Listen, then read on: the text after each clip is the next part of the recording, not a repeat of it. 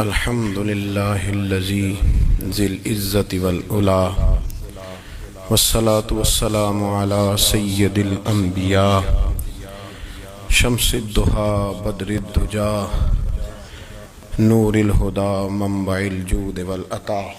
أما بعد، أعوذ بالله من الشيطان الرجيم. بسم الله الرحمن الرحيم. قل للمؤمنين يغضوا من أبصارهم صدق الله العظيم وصدق رسوله النبي الكريم ونحن على ذلك لمن الشاهدين والشاكرين والحمد لله رب العالمين. إن الله وملائكته يصلون على النبي يا أيها الذين آمنوا صلوا عليه وسلموا تسليما. الصلاة والسلام عليك يا سيدي يا رسول الله وعلى آلك وأصحابك يا سيدي يا حبيب الله. تمام تعریفیں حمد اور ثنا اللہ تبارک و تعالی کے لیے.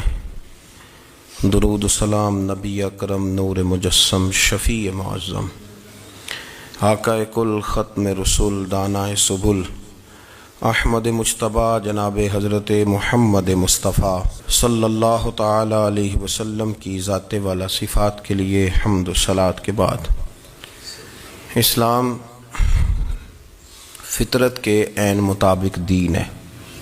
نبی پاک صلی اللہ تعالی علیہ وسلم نے فرمایا ہے کہ میں اخلاق عالیہ کی تکمیل کرنے کے لیے دنیا میں آیا. جتنے اخلاق ہو سکتے تھے، جتنی خوبصورتیاں ہو سکتی تھیں، جتنی اللہ کو محبوب تھیں، وہ ساری میرے نبی کریم نے بیان فرمائی. ساری رسول کریم صلی اللہ تعالی علیہ وسلم نے بیان کر دی ہیں جتنی خوبصورتیاں ہو سکتی تھیں. کچھ لوگ ایسے ہوتے ہیں جو بیچارے بائی نیچر ہی کچھ پریشانیوں کا شکار ہوتے ہیں، اور قرآن مجید نے جو ارشاد فرمایا نا کہ کچھ لوگ نفس کی خواہش کو اپنا خدا بنا لیتے ہیں، تو وہ بلا وجہ بھی بہت ساری باتیں کرتے ہیں جن کا کوئی وجود نہیں ہوتا. عورت کو حقوق دلانے کے لیے بہت سارے لوگ بہت ساری غلط باتیں کرتے ہیں.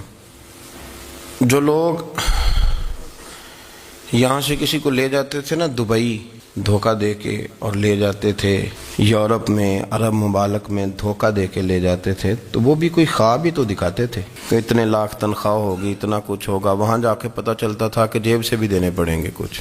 بہت سارے لوگ ایسے ہوتے ہیں، وہ سارے خوبصورتی کے نام پر ہی دھوکہ دیتے ہیں. آپ کو پتہ ہے کہ جو آدمی کسی کو لالچ دیتا ہے تو کسی کو لوٹنے کے لیے اسے لالچ دینا بڑا ضروری ہوتا ہے. لوگ پہلے لالچ دیتے ہیں پھر لوٹتے ہیں.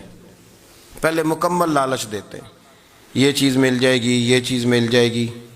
لوگ مکمل لالچ دیتے ہیں، اس کے بعد پھر لوٹتے ہیں. اور اگر لالچ نہ دیں تو کوئی آدمی قابو آئے گا؟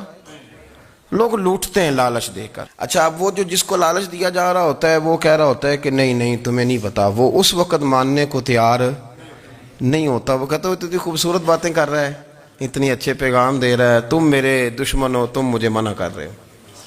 ہوش تب آتی ہے کہ جب سب کچھ لٹ جاتا ہے. عورت کو ویسے بھی قابو کرنا بڑا آسان ہوتا ہے. اعلیٰ حضرت بریلوی رحمۃ اللہ علیہ فرماتے ہیں بیٹیاں نازک شیشیاں ہوتی، ان کو تو ذرا سی چوٹ لگے تو ٹوٹ جاتی. دیکھیں کتنا بڑا جملہ کہا بریلی کے امام. نازک شیشیاں ہیں، ذرا کوئی آدمی گمراہ کرتا ہے، ذرا خراب کرتا ہے. اب دیکھیں نا، یہ جو بچیوں کو بچے مس گائیڈ کرتے ہیں، انہیں بڑے بڑے خواب دکھاتے ہیں، وہ بیچاری ماں باپ کو چھوڑ کے، بہن بھائی کو چھوڑ کے اس کے ساتھ شادی کرتی ہے. پھر جو اس کا بعد میں حشر ہوتا ہے، آپ ادلیاں نو سردار پہن تکے تے شرما والیاں نو جھوٹے ڈولیاں دے. پھر وہ بیچاری ماں باپ رکھتے نہیں، وہ ظلم کرتا ہے، تو کتنی بڑی تکلیف میں وہ بچی آ جاتی. نازک شیشی ہوتی ہے نا تو ٹوٹ جاتی. یہی حال اب جدید خواتین اور یہ جو کچھ اینکر پرسن ہیں، یہ اصل میں نا یہ آپ کو سیاست سکھاتے ہیں، لیکن یہ مادر پیدر آزاد لوگ ہیں، بالکل آزاد. یہ تو علماء شور نہ کریں، بات نہ کریں، گفتگو نہ کریں، مشائخ بات نہ کریں اور یہ جو کچھ سنجیدہ اور دینی طبقہ ہے یہ کچھ شور نہ کرے، یہ تو روڈوں پہ ننگے ہو کے آ جائیں معاذ اللہ۔ خوفناک نظریہ رکھتے ہیں یہ لوگ۔ عورت کو کہتے ہیں تیرے حقوق ہم تجھے لے کے دیں گے، مثلاً وہ کون سا حق ہے جو تم نے لے کے دینا ہے؟ میرے نبی کریم صلی اللہ علیہ وسلم اس کو بیٹی بھی بنایا ہے، اس کو بہن بھی بنایا ہے، اس کو ماں بھی بنایا ہے، اسے بیوی کا عالی شان رتبہ بھی عطا فرمایا ہے۔ اور چونکہ بیٹی کا بھی حق بڑا بیان کیا جاتا ہے، بہن کا بھی، ماں کا بھی، اور بیوی کے معاملے میں لوگ سمجھتے ہیں کہ زیادہ بات نہیں کرنی چاہیے، شاید مسئلہ خراب ہو جائے۔ حالانکہ نبی پاک صلی اللہ تعالیٰ علیہ وسلم نے بیوی کے بارے میں پتہ کیا فرمایا؟ فرمایا جب تم نکاح کر لیتے ہو تو اپنا ایمان محفوظ کر لیتے ہو۔ اب میں اس کی شرح نہیں کرتا، اب خود کر لیجئے گا کہ وہ ایک ایسی شخصیت ہوتی ہے کہ جس کی موجودگی میں آپ کا ایمان محفوظ ہے۔ اب میں نہیں سمجھتا کہ اس سے بڑی بات کوئی اور ہو سکتی ہے، جس کی موجودگی میں آپ کا ایمان، اور بھئی یہ حدیث پاک عرض کر رہا ہوں، نکاح جب کوئی کر لے تو اس نے اپنا ایمان مکمل کر لیا۔ اس کا معنی یہ ہوا کہ آپ کا ایمان محفوظ ہے اس کی موجودگی میں، تو اس سے زیادہ بھی، یعنی ایمان سب سے قیمتی چیز ہے نا، تو اس کے محفوظ ہونے کی وجہ حضور نے نکاح بیان کر دی۔ اب میرا خیال ہے بی بی اگر کوئی اس سے بڑا حقوق مانگے گی تو بیوقوفی کرے گی۔ اتنا بڑا درجہ نبی کریم نے اسے عطا کر دیا، اتنا بڑا مقام دے دیا کہ تو خامد کے ایمان کے محفوظ ہونے کا ذریعہ بن گئی ہے۔ عورت کو جو حقوق رسول کریم صلی اللہ تعالی علیہ وسلم نے عطا فرمائے، نبی پاک نے جو حقوق دیے، دیکھیں نا، حضرت عبداللہ ابن عمر رضی اللہ تعالیٰ عنہ کی اہلیہ بیمار تھی، تو جلدی جلدی سے وہ آئے، تو جب بہت جلدی ہو، سفر بڑا شدید تھا، تو آپ نے جلدی سے نماز ادا کی، جلدی سے چلے۔ آپ کے خادم کہنے لگے حضور خیریت ہے؟ فرمایا میری بیوی بیمار ہے۔ تو اس نے عرض کی حضور آپ کی اہلیہ بیمار ہے، تو آپ نے نماز بھی جلدی سے پڑھی، سفر بھی جلدی جلدی کیا۔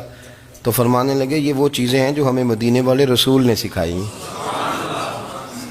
آپ اس کیفیات کو سمجھیں کہ حضور صلی اللہ علیہ وسلم نے درس دیا۔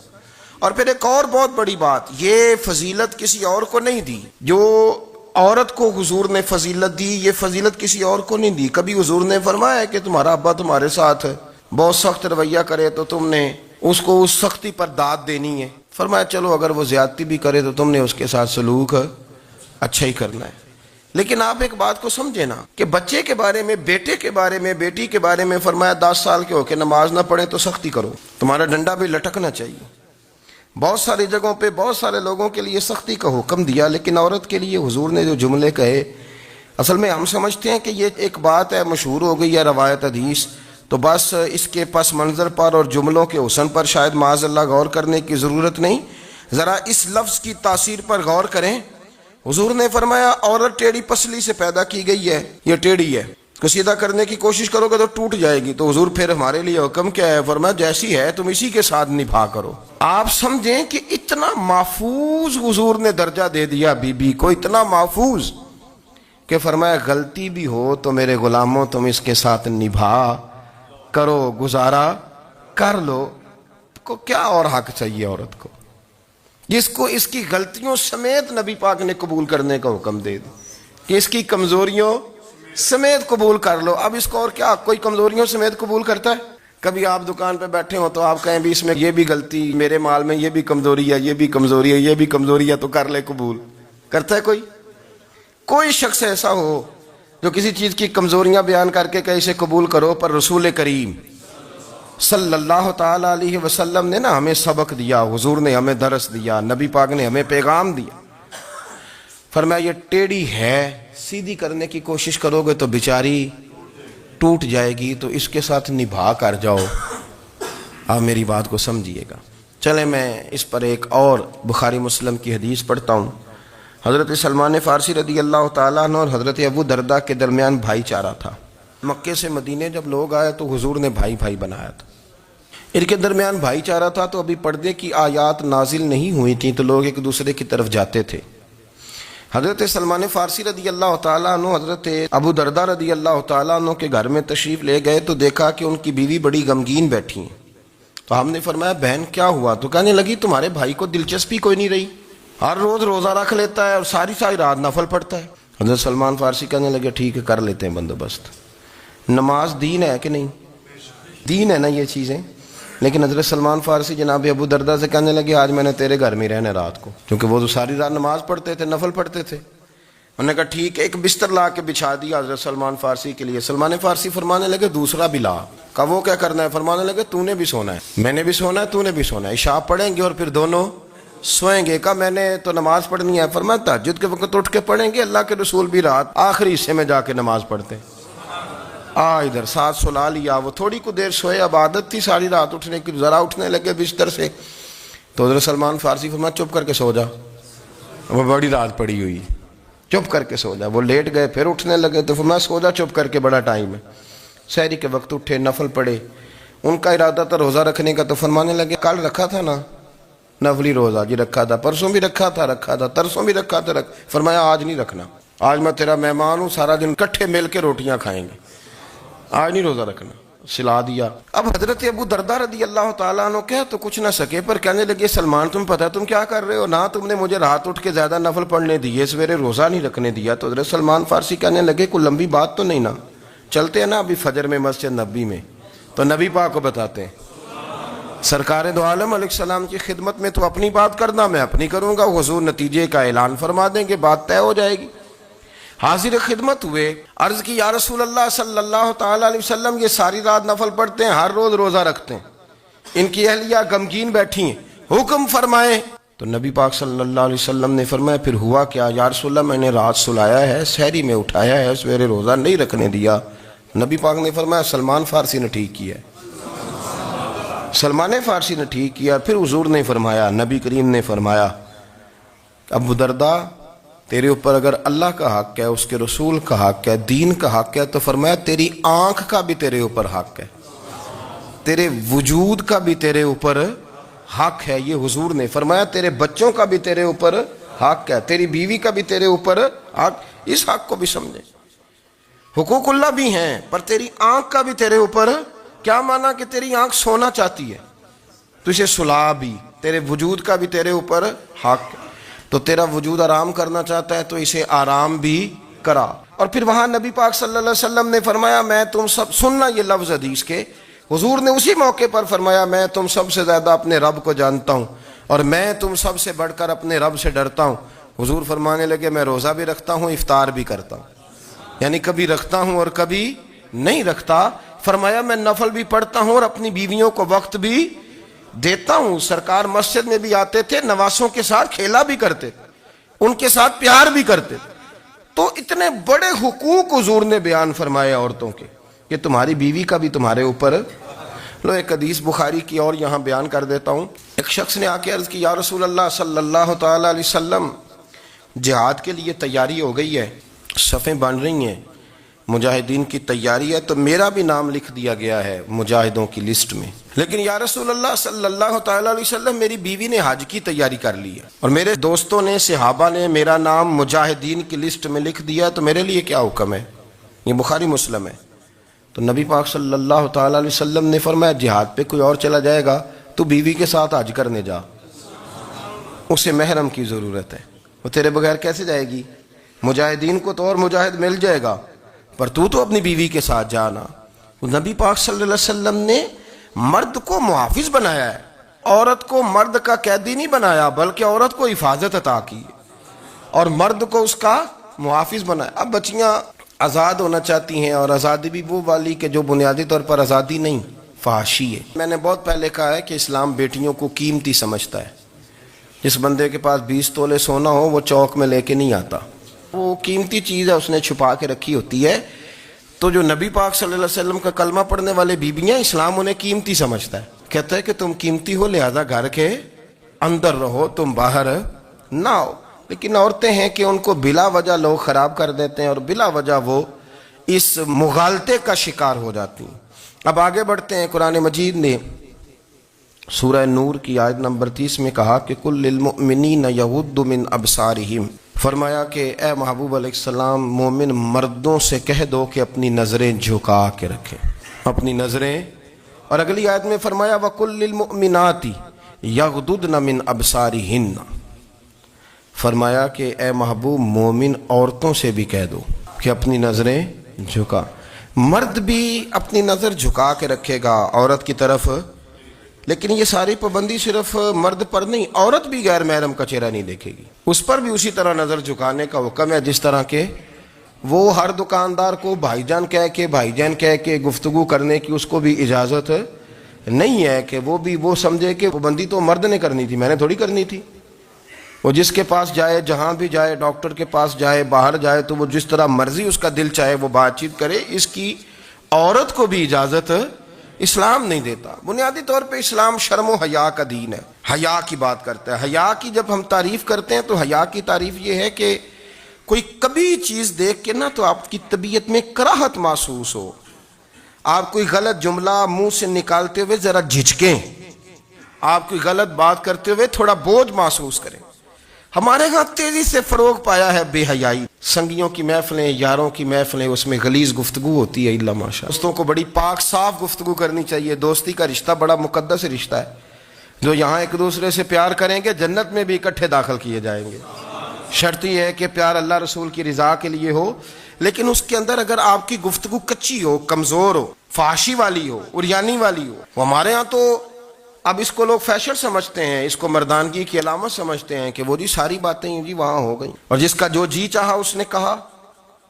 آپ جب حیا کے دائرے میں ہوتے ہیں تو آپ خود بھی سکون محسوس کرتے ہیں۔ دیکھیں نا، آپ کو نیند سکون سے کہاں آتی ہے؟ جہاں کمرہ بند ہو، چاروں جانب دیوار ہے، اوپر چھت ہے، خالی دروازہ بھی کھلا ہوا ہونا تو جب بندہ سکون لینا چاہتا ہے تو کہتا ہے یار ذرا دروازہ ذرا بند کر دو۔ وہ اچھی طرح اپنے آپ کو چھپا لیتا ہے نا حیا کے پردے میں، تو اللہ اسے سکون عطا کرتا ہے۔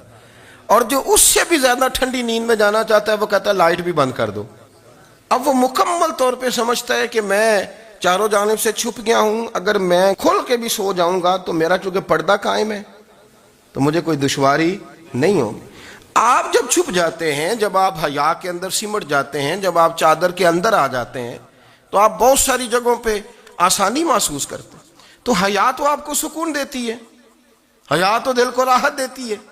میں بڑی ذمہ داری سے بات عرض کرتا ہوں، قرآن مجید نے نا ایک مقام پہ مذاق کو، ایک مزاح ہوتا ہے خوش طبی، وہ نہیں مذاق اڑانا، قرآن پاک نے نا مذاق کو ایک جگہ پہ جاہلوں کا طریقہ بھی قرار دیا ہے۔ بنی اسرائیل کے لوگوں سے حضرت موسیٰ نے کہا کہ گائے ذبح کرو اور ایک ٹکڑا مقتول کو مارو، زندہ ہو کے خود بتا دے گا مجھے کس بندے نے قتل کیا۔ تو کہنے لگے آپ ہمارے ساتھ مذاق کر رہے ہیں۔ تو قرآن مجید کہتا ہے کہ حضرت سیدنا موسیٰ علیہ السلام فرمانے لگے اعوذ باللہ ان اکون من الجاہلین، فرمانے لگے میں اللہ کی پناہ مانگتا ہوں کہ میں جاہلوں میں سے ہو جاؤں۔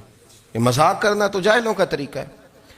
اگر آپ کی زبان سے بے حیائی کا جملہ نکل گیا، اگر آپ کی زبان سے بے حیائی کا جملہ نکل گیا، آپ نے کہہ دیا کہ ہم آزاد لوگ ہیں، جو مرضی کریں گے، جو مرضی کہیں گے، جو ہمارا دل میں آئے گا کریں گے، تو پھر تو لوگ آپ کا وہ حشر کریں گے کہ آپ سے برداشت ہی نہیں ہوگا۔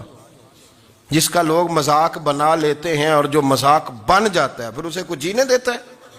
آپ حیا کی چادر میں چھپیں گے تو بچیں گے۔ اگر آپ نے اپنا مذاق بنوا لیا یہ کہہ کے کہ میں نے مرضی کرنی ہے، پھر یاد رکھنا چھپنے کو جگہ نہیں ملے گی، پھر تکلیف میں آ جائیں گے، پھر بہت بڑی اذیت کا شکار ہو جائیں۔ شرم و حیا، عرب کے اندر جو کواری لڑکیاں تھیں ان میں بڑی حیا ہوتی۔ الحمدللہ میں بڑے فخر سے کہتا ہوں کہ میرے پنجاب کی، میرے پاکستان کی بیٹیاں بھی 20 دفعہ ان کا ابا کہے تیری شادی کرنی ہے تو وہ آنکھ نہیں اٹھا پاتی آج بھی۔ یہ تو وہ چند لوگ ہیں جو کہتے ہیں ہم ہائی کلاس ہو گئے، ہمیں نہیں پتا کہ وہ روشن خیال ہو گئے ہیں کہ روغن خیال ہو گئے، پتہ نہیں کدھر چلے گئے۔ ورنہ ہماری بیٹیاں آج بھی جب ان سے ان کا باپ، ان کی ماں بات کرتی ہے تیری شادی کی، تو وہ تو شرم کے ساتھ پچھلے سے پچھلے کمرے میں چھپتی ہیں۔ یہ اللہ نے فضل کیا ہوا ہے اس ملت پر۔ تو عرب کی لڑکی بڑی حیا والی ہوتی تھی، اس سے کوئی بات کرنی پڑتی تھی تو 20 دفعہ بات کی جاتی، پھر بھی وہ عورت چھپتی پھرتی تھی۔ حضرت عائشہ صدیقہ رضی اللہ تعالیٰ عنہ فرمانے لگیں میرے نبی پاک صلی اللہ علیہ وسلم عرب کی کواری لڑکیوں سے بھی زیادہ حیا کرنے والے۔ قاضی اعجاز مالکی نے، شیخ عبدالحق محدث دہلوی نے، دیگر بزرگ جو سیرت نگار گزرے انہوں نے لکھا ہے کہ نبی پاک صلی اللہ علیہ وسلم کے اندر 100 مردوں سے زیادہ طاقت تھی، 100 مردوں سے زیادہ طاقت۔ اب جو بات کہنے لگا ہوں، جو نتیجہ دینے لگا ہوں، اس پر خاص توجہ آپ فرمائیں گے ذرا فکری طور پر، نظریاتی طور پر ایک چیز کو سمجھیے. ہم سمجھتے ہیں کہ جوان لڑکا ہے جی جو مرضی کرے، عمر ہے جی. آپ ذرا بات پر غور کیجئے گا کہ حضور صلی اللہ علیہ وسلم میں طاقت 100 مردوں سے زیادہ ہے اور حیا کنواری لڑکیوں سے بھی زیادہ ہے. ذرا اس بات کا تقابلی جائزہ کیجئے گا کہ طاقت 100 مرد سے زیادہ ہے لیکن حیا کنواری لڑکی سے بھی زیادہ ہے. اس کا معنی یہ ہوا کہ جس ٹہنی کو پھل زیادہ لگ جاتے ہیں وہ جھکا کرتی. تو حیا تو حسن ہے، حیا تو آپ کو پاک صاف کرے گا، حیا تو آپ کو نرالا کرے گا، انوکھا کرے گا. وہ ہمارے ایک دانشور ہے، تو انہوں نے مضمون لکھا، کئی باتیں بڑی پسند آتی ہیں. وہ کہتے ہیں کہ میری اہلیہ، ان کو بھی کسی نے مس گائیڈ کر دیا تھا، حالانکہ اچھی خاتون ہے، کسی نے مس گائیڈ کر دیا. تو وہ بھی سماجی اور ویلفیئر اور یہ خواتین کو شوق ہوتا نا بننے کا، تو وہ بھی سماج کے اندر اچھا مقام تلاش کرنے کے موڈ میں آ گئی. تو کہیں ایک دن جانا تھا تو بڑی بن سنور کے میرے ساتھ وہ گاڑی میں بیٹھ گئی. تو میں گاڑی میں، عورتوں کو یہ بھی مسئلہ ہوتا ہے نا کہ ہماری تعریف کرو، تو کئی دفعہ بعد مردوں بیچاروں کو جھوٹ بولنا پڑتا ہے، تو زبردستی کراتی ہیں نا جی. تو اس میں گنجائش بھی دی ہے شریعت نے گنجائش دی ہے کہ کبھی بیوی کو راضی کرنے کے لیے خلاف واقعہ بات کرنی پڑے تو کر لینی چاہیے.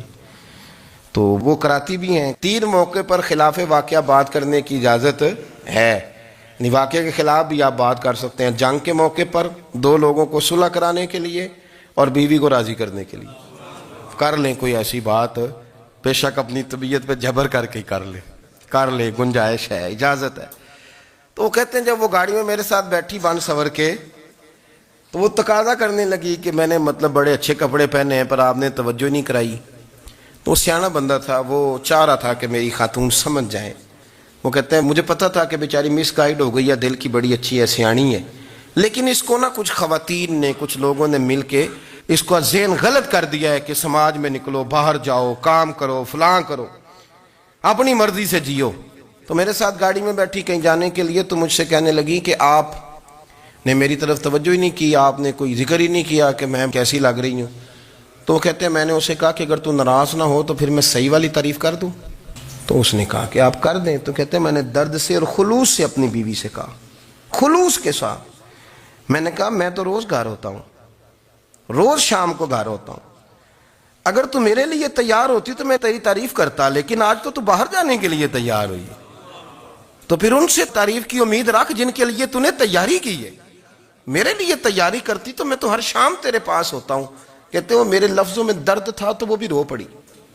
اور کہنے لگی آپ گاڑی روک دیں، مجھے باہر جا کے کسی کو راضی نہیں کرنا، میں نے اسے راضی کرنا ہے جس کو رب کریم نے میرا شوہر بنایا ہے اور میرے لیے منتخب کیا ہے میرے ماں باپ کو. میں واپس لوٹتی ہوں. یہ ایک پہلو ہے سلگتا ہوا، اس کو سمجھا جائے.